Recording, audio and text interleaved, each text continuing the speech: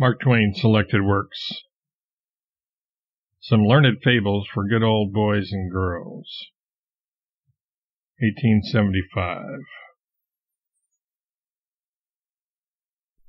Now was the description set forth by our ancestors, wonderfully endorsed and confirmed by the fossils before us, as shall be seen.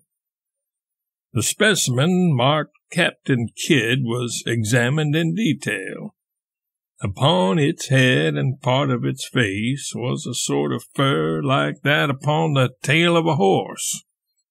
With great labor its loose skin was removed, whereupon its body was discovered to be of a polished white texture, thoroughly petrified. The straw it had eaten so many ages gone by was still in its body undigested, and even in its legs. Surrounding these fossils were objects that would mean nothing to the ignorant, but to the eye of science they were a revelation. They laid bare the secrets of dead ages. These musty memorials told us when man lived and what were his habits. For here, side by side with man, were the evidences that he had lived in the earliest ages of creation, the companion of the other low orders of life that belonged to that forgotten time. Here was the fossil nautilus that sailed the primeval seas. Here was the skeleton of the mastodon, the ichthyosaurus, the cave bear, the prodigious elk. Here also were the charred bones of some of these extinct animals and of the young of man's own species, split lengthwise, showing that to his taste the marrow was a toothsome luxury. It was plain that man had robbed those bones of their contents, since no tooth mark of any beast was upon them, albeit the tumblebug intruded the remark that no beast could mark a bone with its teeth anyway. Here were proofs that man had vague, groveling notions of art, for this fact was conveyed by certain things marked with the untranslatable words flint, hatchets, knives, arrowheads, and bone ornaments of primeval man. Some of these seemed to be rude weapons chipped out of flint, and in a secret place was found some more in process of construction, with this untranslatable legend on a thin, flimsy material lying by. Jones, if you don't want to be discharged from the museum, make the next primeval weapons more careful. You couldn't even fool one of these sleepy old scientific grannies from the college with the last ones. And mind you, the animals you carved on some of the bone ornaments is a blame sight too good for any primeval man that was ever fooled. Barnum, manager. Back of the burial place was a mass of ashes, showing that man always had a feast at a funeral. Else, why the ashes in such a place? And showing also that he believed in God and the immortality of the soul. Else, why these solemn ceremonies? To sum up, we believe that man had a written language. We know that he indeed existed at one time and is not a myth. Also that he was the companion of the cave bear, the mastodon, and other extinct species. That he cooked and ate them, and likewise the young of his own kind. Also that he bore rude weapons and knew something of art. That he imagined he had a soul and pleased himself with the fancy that it was immortal. But let us not laugh. There may be creatures in existence to whom we and our vanities and profundities may seem as ludicrous. End of part second. Part third.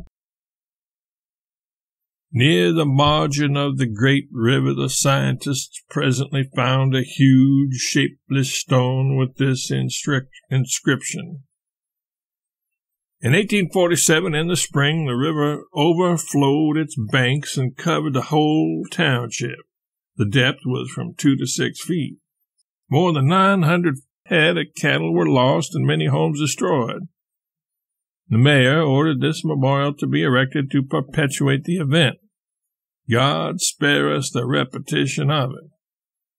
With infinite trouble, Professor Woodlouse succeeded in making a translation of this inscription, which was sent home, and straightway an enormous excitement was created about it. It confirmed, in a remarkable way, certain treasured traditions of the ancients. The translation was slightly marred by one or two untranslatable words, but these did not impair the general clearness of the meaning. It is here presented.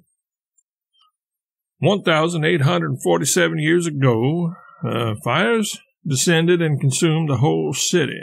Only some 900 souls were saved, all others destroyed. The king commanded this stone to be set up to, untranslatable, prevent the repetition of it. This was the first successful and satisfactory translation that had been made of the mysterious character left behind him by extinct man, and it gave Professor Woodlouse such reputation that at once every seat of learning in his native land conferred a degree of the most illustrious grade upon him. And it was believed that if he had been a soldier and had turned his splendid talents to the extermination of a remote tribe of reptiles, the king would have ennobled him and made him rich.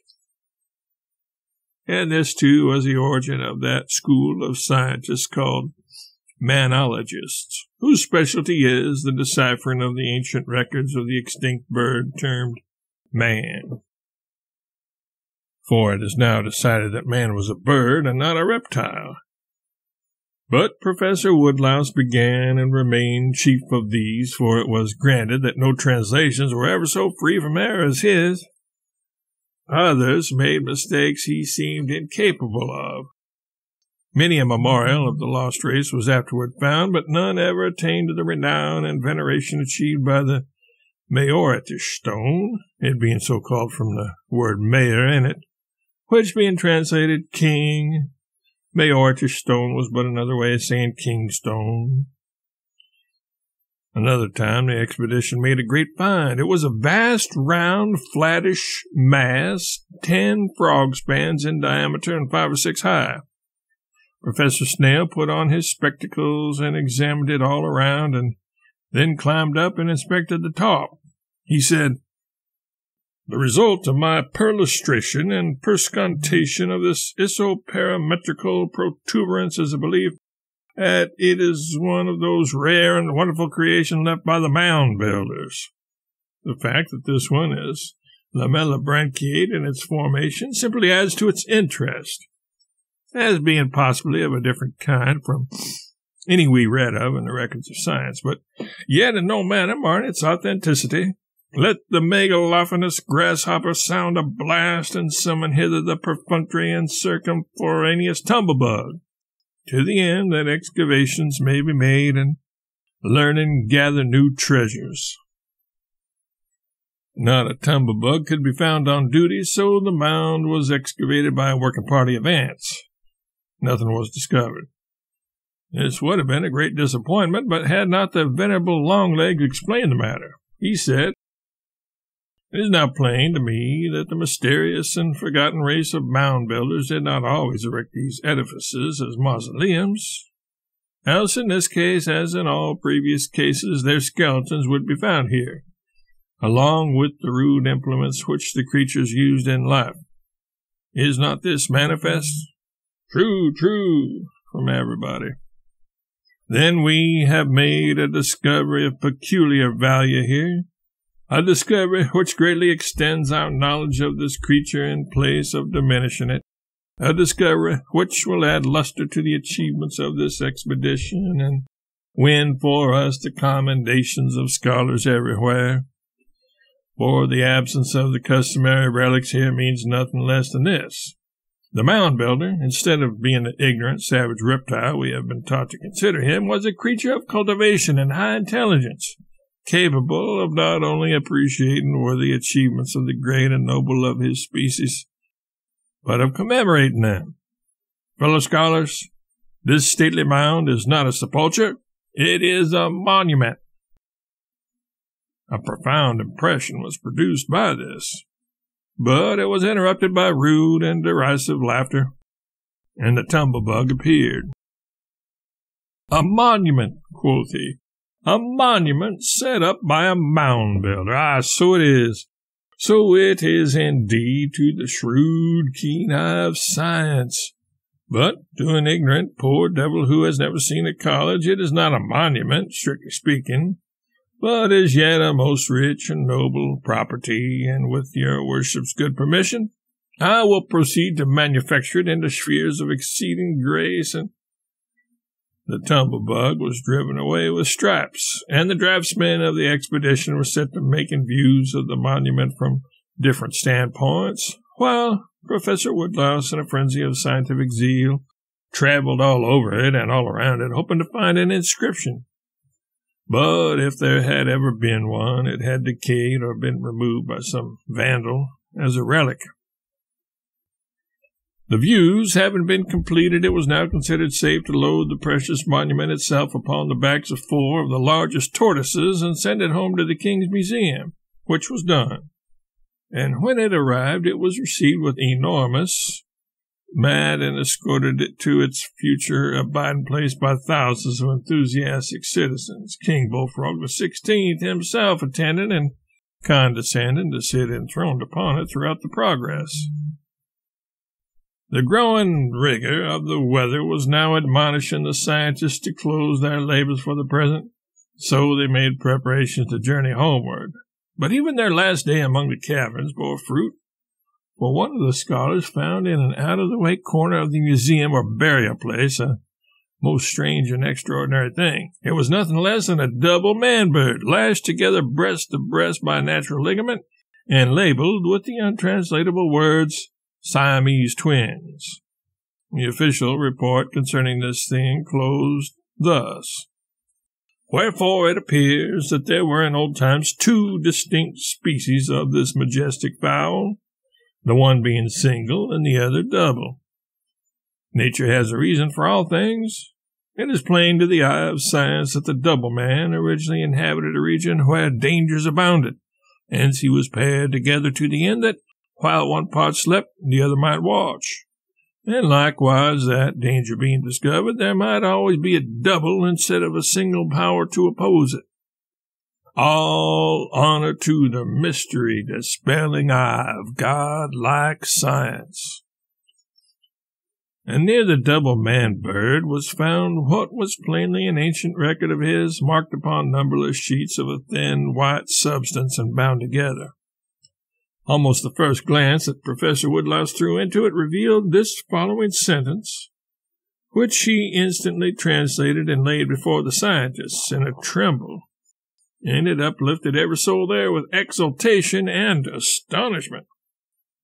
In truth, it is believed by many that the lower animals reason and talk together. When the great official report of the expedition appeared, the above sentence bore this comment: "Then there are lower animals than man. This remarkable passage can mean nothing else. Man himself is extinct, but they may still exist.